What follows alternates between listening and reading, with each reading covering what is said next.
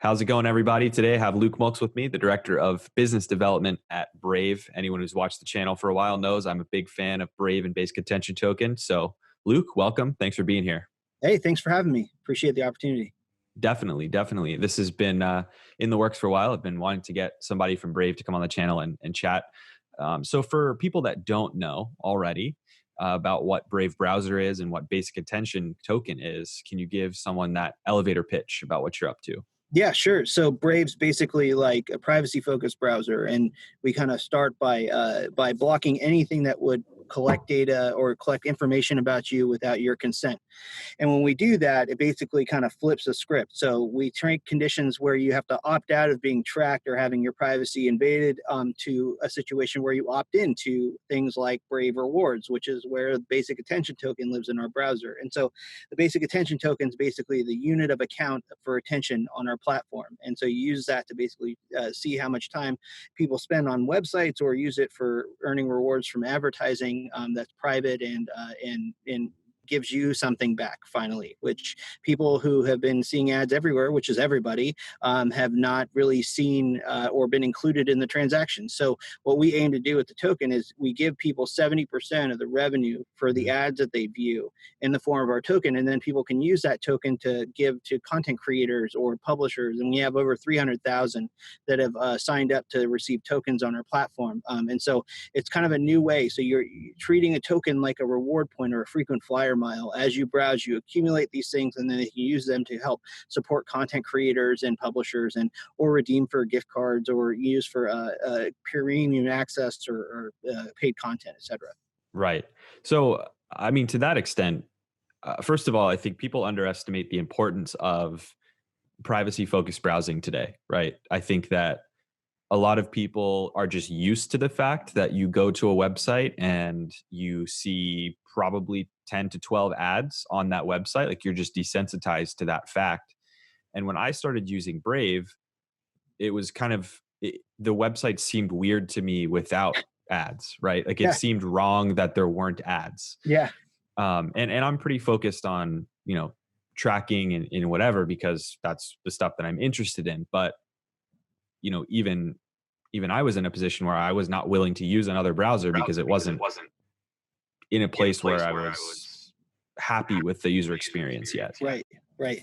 Yeah, I mean, and I think like one of the interesting things about Brave is kind of like a byproduct of us blocking all of those things that are tracking you all the time, is we end up with a browser that's, 2 times faster, depending on if you're on mobile or desktop and depending on the sites you browse. But it just shows you how taxing that these tracking mechanisms are. And for me, it's really interesting when I use Brave. I was in advertising before I came to Brave, and so I was used to looking at things across a lot of browsers, but I spent a lot of time in Brave. And when you go back to Chrome or to these other browsers, just how cluttered and how much of a different experience it is. It's really kind of mind-blowing. Like when you spend some time in a different kind of environment where you aren't seeing all these ads, and then you have to go back to it for some reason, it's such a different experience. Totally.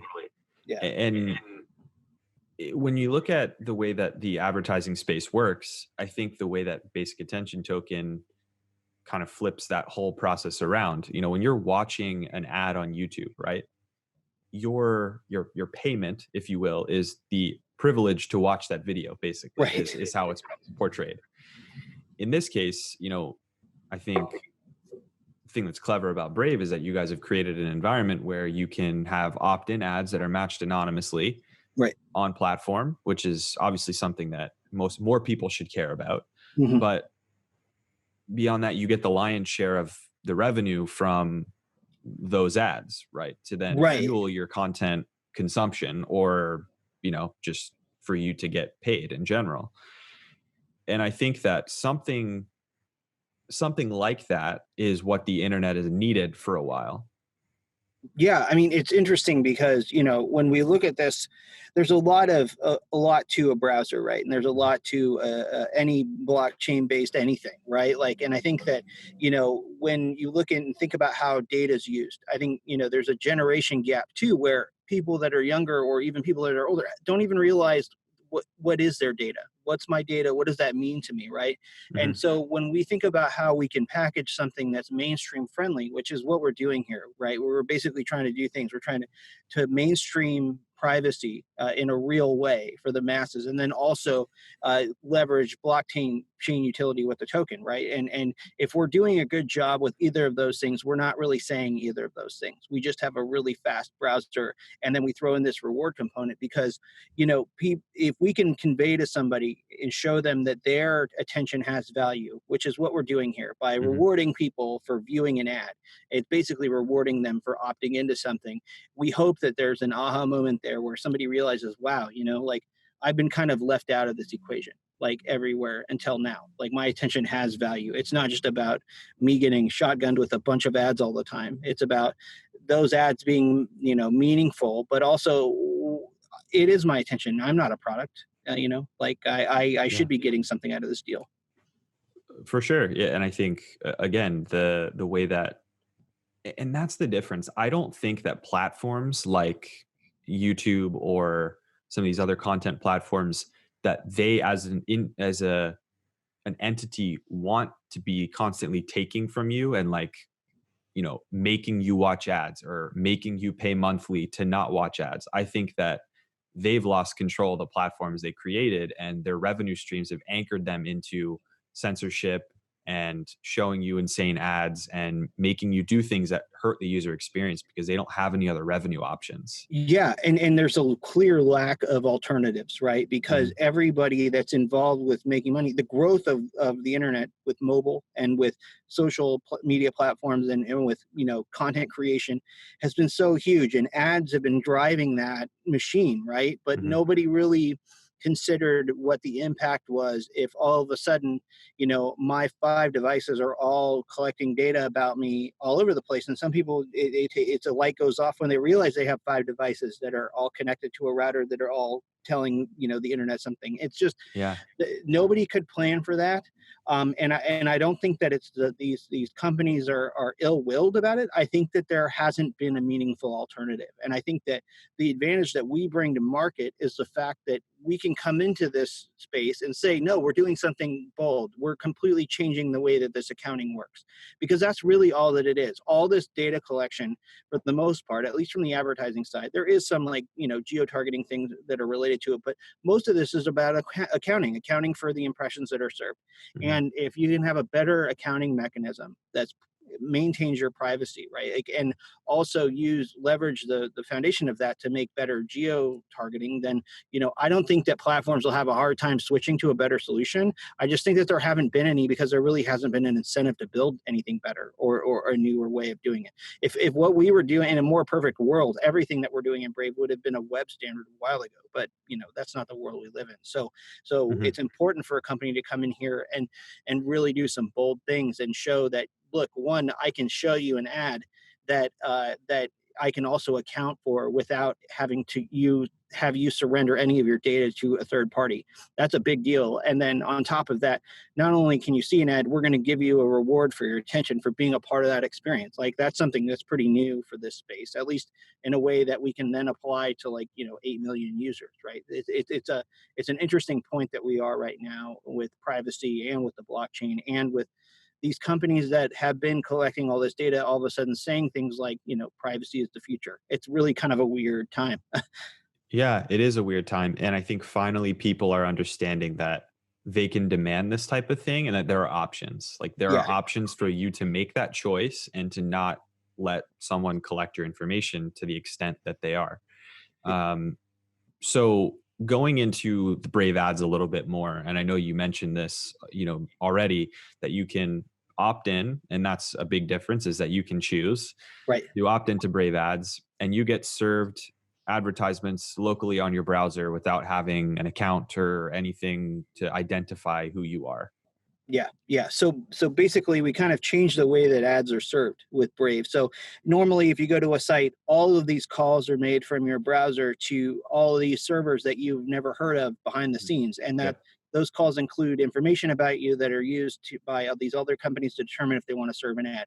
We say, nah, we can do it better. Like, so instead of having all these third parties that you've never heard of make a decision about what to serve you. We just ship all of the logic onto the device. So Mhm. all of the ad matching is done using local machine learning on your device. And instead of matching it to other profiles of you in the cloud, your browsing profile knows everything about what you're doing online, right? So we can Mhm. have the local machine learning model matched to a browsing profile in your browser and not have to leak anything and get a better result and show you the right ad at the right time. And so these things, it's early days, but these things are going to continue to improve, and you'll see even more, like purchase intent and other types of signals that can be used off of what's on the browser without having to leak any of your data. So you have a truly private way of matching ads that is Mhm. competitive and is performant. And then you also have a way of accounting for that with our reporting protocol that we've introduced in a way that gets you accurate information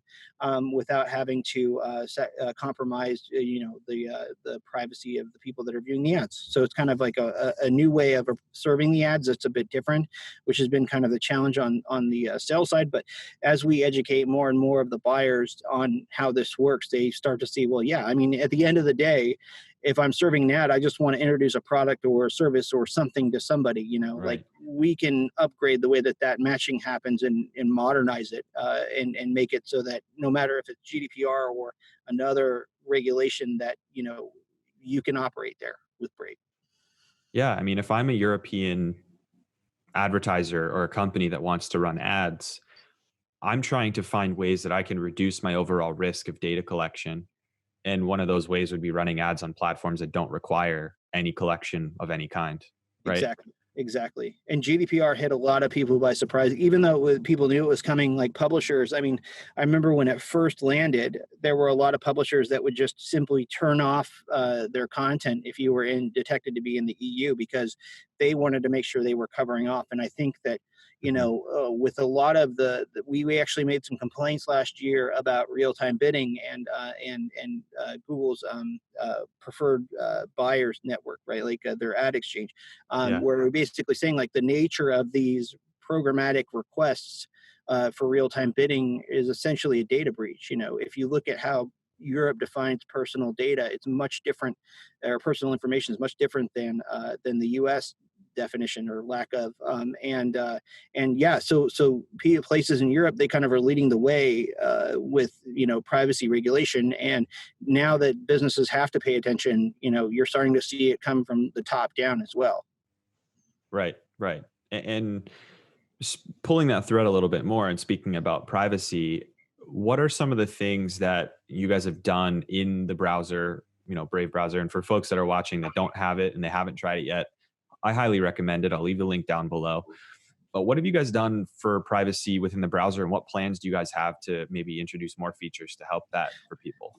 Yeah, so Brave has been out there early with some of the strongest privacy protecting default behaviors of any browser. You're starting to see other browsers kind of coming around to Mhm. this with Firefox just recently announced that they are having some third party data collection being limited from the browser. But Brave has been very stubborn and very steadfast in saying, look, if it's a third party call to another server that you don't know about, we should be blocking that and really treating it as a first party to first party relationship. You're going to google.com, like that's something the browser should respect, but the browser shouldn't necessarily respect all these other parties trying to collect your data. So we have a really good tracking protection and in third party ad blocking engine directly integrated into the browser that uses a mix of ad blocking and privacy filter lists that the browser uses on the back end to block some of these network requests. Mhm. We do a lot of other things too. We have default fingerprinting protection from third-party fingerprinting risks, and beyond the defaults, you can even take it further, right? Like you can block all scripts in Brave if you want. You can also block Right. first-party fingerprinting risks, and if you really want to get, if you're really concerned about it, you can also open a private window with Tor in Brave directly. So there's a lot of ways that we've been innovating on privacy. Every time any kind of new code change happens in the browser or anything new is introduced, it has to go through a privacy and security review that is very diligent, and Right. it's because literally everyone here really cares about delivering a privacy product that people can really know is not working against their interests.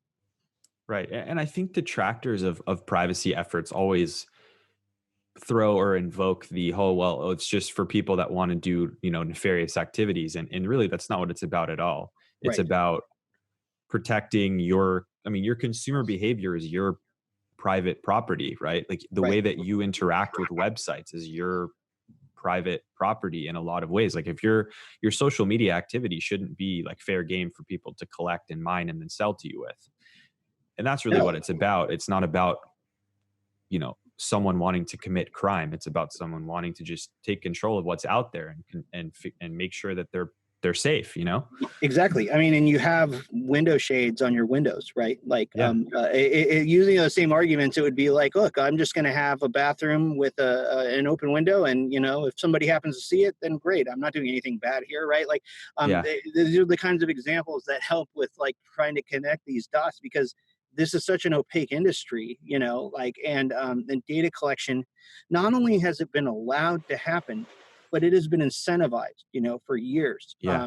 The amount of data that gets collected and the crappy results you get with that too. I mean, when you really think about it, like, you're really giving away the farm to get, an ad for something you bought yesterday, right? Like, it's not that great. And so, they're not delivering on the promises of what that data collection meant. It's off the rails.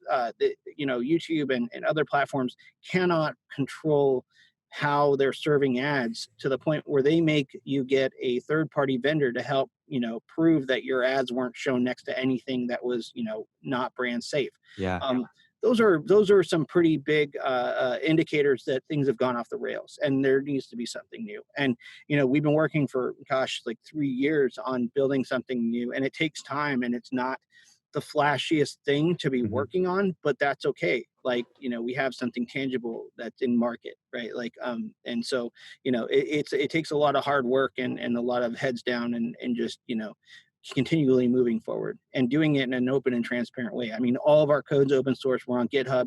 Right. Everybody's on Twitter, like, Yeah. talking to everybody all the time. So, we're a pretty open company especially with people that are using the browser. So if you use it and you find something you don't like, make sure you come yell at me on Twitter, please.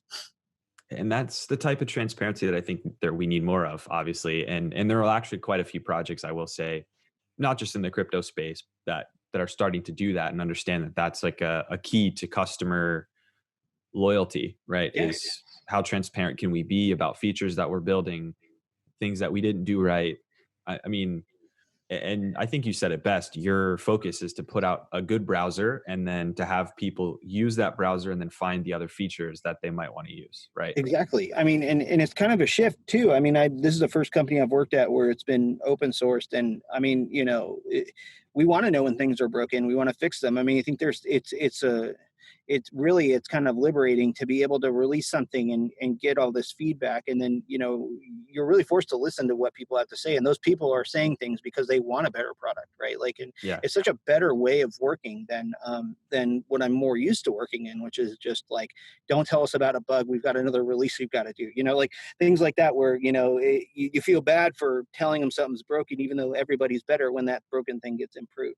This open source environment is much better for reporting, getting feedback, and then building a better product. I mean, we've got so many engineers here that have come through GitHub and just done really good work for us. And like, and even not on the engineering side, my whole team is made of people that came out and wanted to be a part of this project and volunteered time, and then eventually we found a role and we made something work for them. It's just a cool kind of energy that we've got going here, paired with the way things are kind of going in the macro sense with privacy and blockchain and all of that. It's kind of a cool thing to be coming to market with, and a cool thing to be working with, to be honest. Yeah, that's powerful stuff. And so speaking about continuous improvement, one little story is that I downloaded the original Muon version of Brave, that original the OG Brave browser. Yeah, And yeah.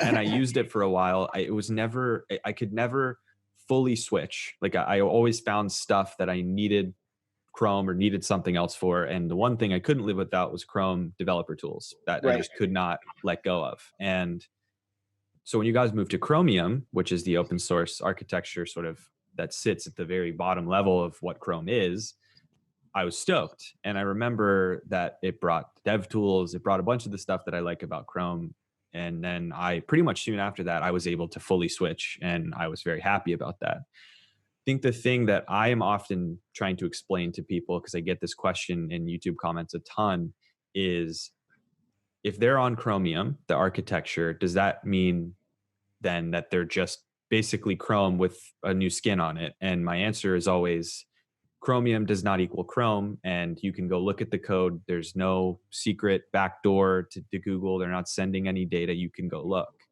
But do you have like an official Brave answer that you like to Sure. share? I mean, and it's one of those really interesting things because, even when you're comparing Chrome to Chromium, right? Like a Chromium out of the box still sends some signals to Google. Mhm. There's a really good page on our GitHub wiki for the Brave browser GitHub, where we basically make a big list of everything that we either completely neutralize or we proxy, that is just designed to phone home to Google out of the box. And some Mhm. of these things are for features like safe browsing or other features that kind of come included. Mhm. But that's the level of privacy protection that you're getting with Brave. It's just about making sure that we really limit the noise. And I think you can start with a really good base architecture for something, and you can harden it and you can make it even better. And that's kind of what we're doing here.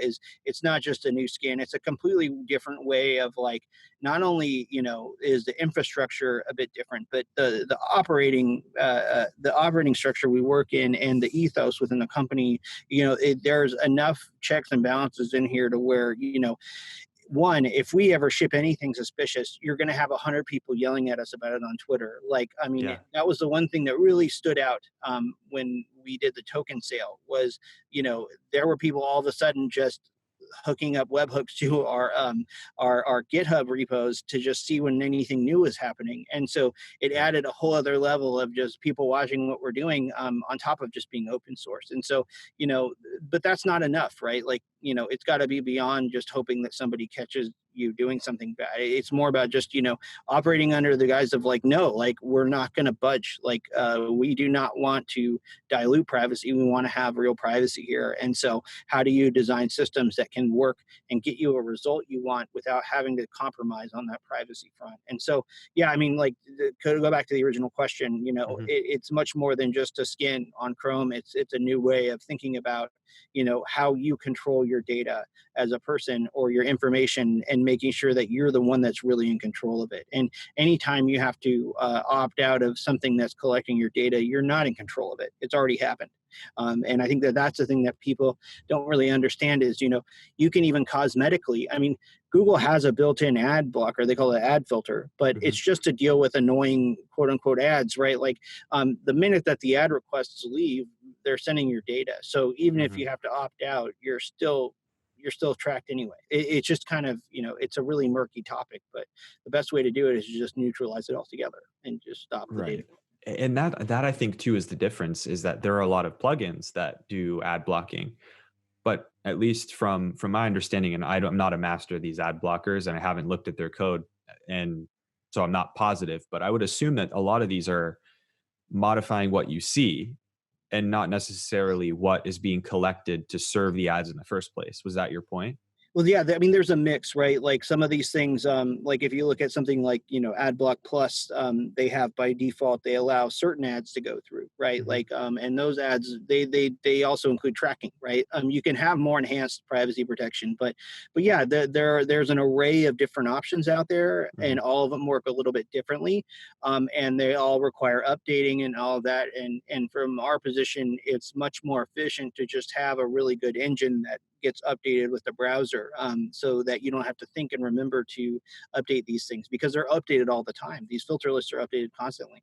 Yeah. And so, having a kind of batteries included solution is the strongest way to go. And then, there's nothing stopping anybody from installing additional extensions in Brave. I mean, that you covered it beautifully earlier when you talked about that difference between, what we did before with Muon, where we had maybe like 10 or so extensions that you could use that were vetted to moving to Chromium on the front end, where you can bring every extension that you want Yeah. basically from Chrome in, and those are extensions you're opting to use. And so, everybody operates at their own risk with that stuff, but at least, at the base level, you're getting something that's really strong on the privacy front. Awesome. And so I think diving a little bit more into something you mentioned just briefly a second ago, and that was the token sale. Yeah. Another question that I get a ton on YouTube, and something I'm curious just to hear your thoughts on as well, is what your reasoning behind using basic attention token, an ERC20 that you guys have created, versus using an existing token or coin, something like a Bitcoin. A lot of people ask, why can't they just, hook into the Bitcoin blockchain and do it that way? Yeah, those are a great question, and it's one that we get a lot of questions about. And so there's two things around this. One is the timing. So like we actually used Bitcoin for a long time with it was called Brave Payments at the time. It was our proof of concept for publishers, and so you could hook in with Bitcoin. And the problem we saw with that was the miners fees or some of the fees went up. So all of a sudden, your $5 you were putting in your wallet to donate had to be $9, and that was a problem, right? Like Hmm. it's pretty prohibitive in itself. But more importantly, I mean, what we're doing with the basic attention token is we're giving a distinct use case for attention in the browser, right? Like we could use Bitcoin, and we even did that with the proof of concept, but you're still using something that's a multi-purpose cryptocurrency, right? Like we Hmm. want this to be about measuring attention or attention-related services and attributing value. So you can still use Bitcoin. You can deposit Bitcoin into your Brave Rewards wallet, and it will convert it to BAT. In the Hmm. same way that you can also, as an advertiser, spend in dollars to buy a Brave Ads campaign, and then the system will handle it on the back end and convert it to BAT. But having that distinct use case, and then of course having a Genesis block, being able to like have a user growth pool of tokens where we could actually use that to incentivize for like a year. I think we were giving $5 to everybody to just keep the pipes going and show publishers this was a different way of earning revenue. Right. You couldn't have that with Bitcoin. I mean, and what we saw, at the time with Ethereum coming, to a head, and people starting to build applications on top of it, it just made a lot of sense for us to do something with a utility token on the Ethereum blockchain. Got it. Yeah, and I think that there are a lot of times where tokens have this like sort of weird like marginal like we kind of need it, and then there are other reasons why we could potentially use something else that exists. But I think it really just depends on the platform and what works And for we've for been for pretty them. pragmatic. I mean, like we've been pretty pragmatic with our approach too. Like we actually catch a lot of heat from a lot of the Puritans in the decentralization space for Hmm. not being more decentralized. I mean, and that's something that we've been dealing with for quite a long time. Myself, dealing with a lot of it from a lot of the maximalist folks out there. I love Hmm. you. Keep writing books. We will advertise them. But I think it's all about when you have this kind of a user base, right? Like we had a product before we went to market with a token that was really rare. We have 8 million users now. Like we can't take things lightly. We have to keep in mind that different countries have different rules with regulation, and it's not just about what the SEC says. It's about what all their counterparts are saying, and it's Hmm. also just about making sure that what you designed the token to be used for is what it's actually being used for, and not going around and trying to hype it or do anything. We caught crap from everybody on that front, right? Like, I mean, some speculators were not happy that we weren't speculating, and that shouldn't be a surprise to anybody, right? Like, we're all about building a product, and the token's part of that product. But we're not out here to make somebody a buck or to do something that makes speculators our best friend. And like it's not our nature anyway.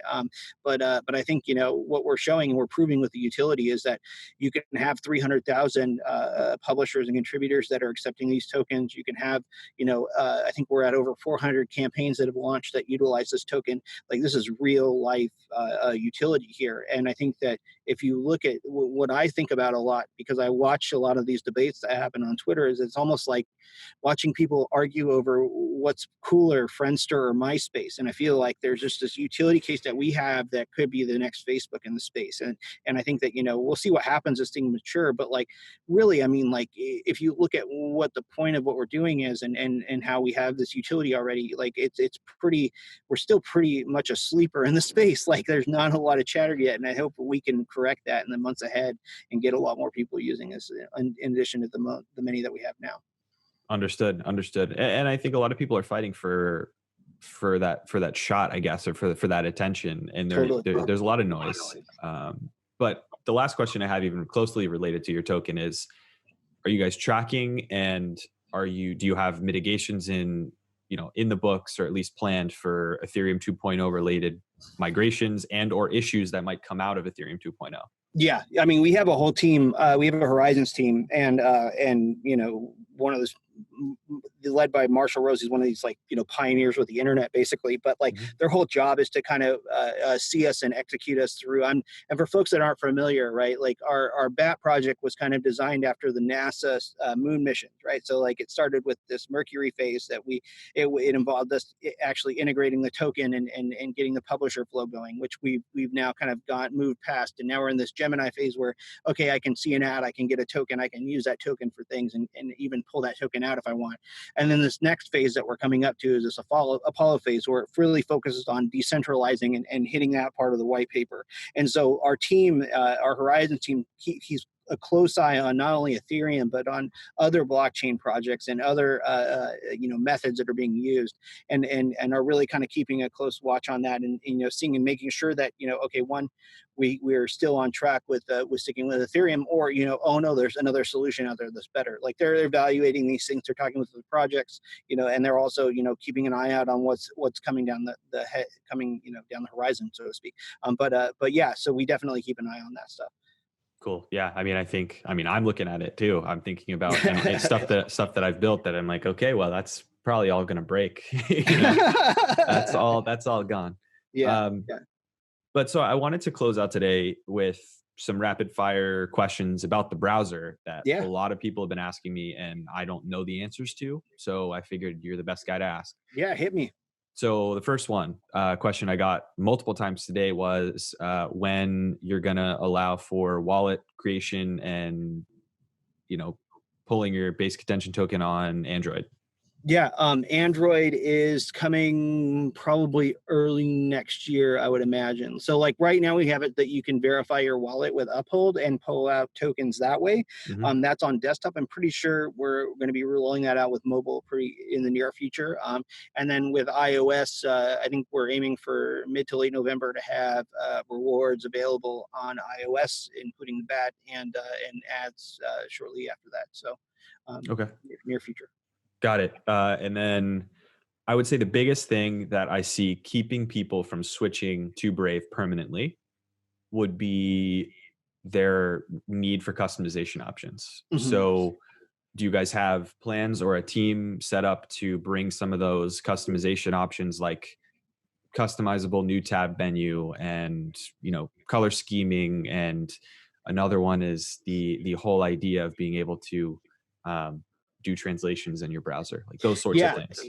Yeah, I mean, the translation one's a big one, and we've been testing out different things there. I'm not sure, anybody that wants to check it out too on brave.com, at the bottom where all the URLs are, there's links to our dev, our nightly, and our beta channels. If you kind of want to browse the future or whatever, you can jump on. They're less stable, but in some of those channels, we've been testing out different translation tools and vendors, and different approaches to the translation piece. So that's you can actually test that out in our dev release right now. Okay. So those options are there.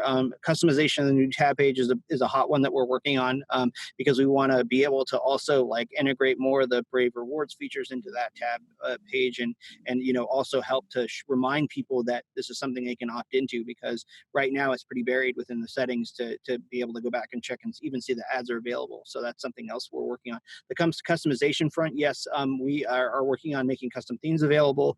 Right now we have you can do dark mode and light mode, and those were some early steps in that direction, but we're looking at doing more customization too. Cool.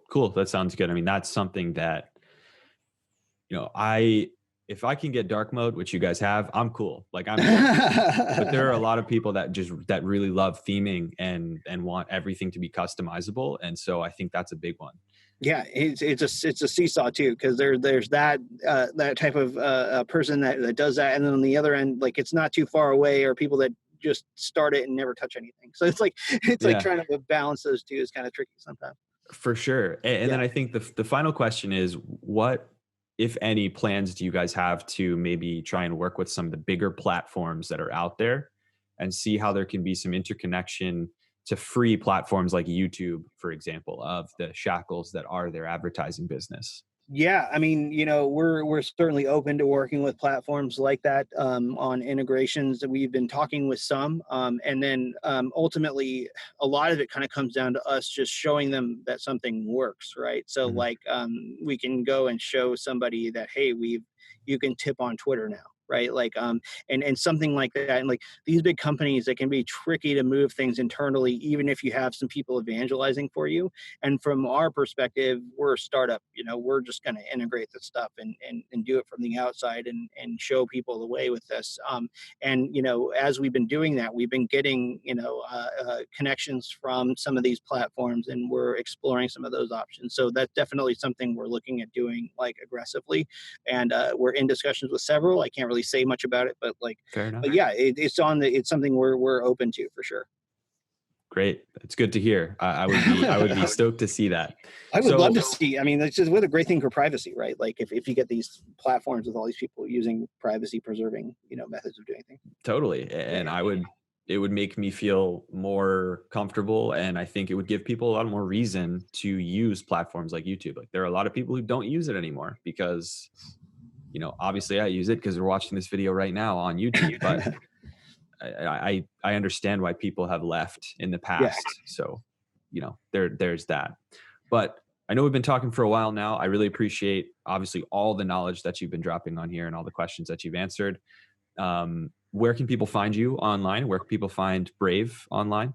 Yeah, I'm mostly on Twitter. I'm on LinkedIn too. I don't check it as often, but Twitter, Luke Mulks.